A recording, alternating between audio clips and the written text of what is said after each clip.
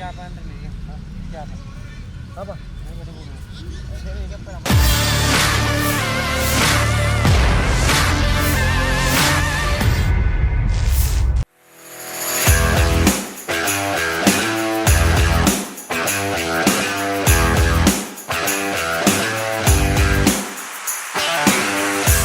Laga PSM Makassar versus Dewa United dipimpin salah satu wasit yang terbilang kontroversial di Liga 1 2022-2023. Pelatih PSM Makassar, Bernardo Tavares pun mengungkapkan keprihatinannya bakal ada ancaman penalti siluman yang didapatkan tim lawan. Laga PSM Makassar versus Dewa United akan tersaji pada pekan 27 Liga 1 2022-2023 di Stadion B.J. Habibie Parepare, Rabu 1 Maret 2023 pukul 16 waktu Indonesia Tengah. Walau berstatus sebagai tim tuan rumah, namun bukan berarti jalan PSM Makassar meraih kemenangan atas Dewa United bisa dengan mudah. Pelatih berkebangsaan Portugal tersebut menyiapkan timnya untuk antisipasi kemungkinan penalti diperoleh Dewa United. Ia meminta Willem Jan Plim CS fokus di pertandingan. Ia meminta mengurangi pelanggaran di area pertahanan utamanya di garis 12 pas.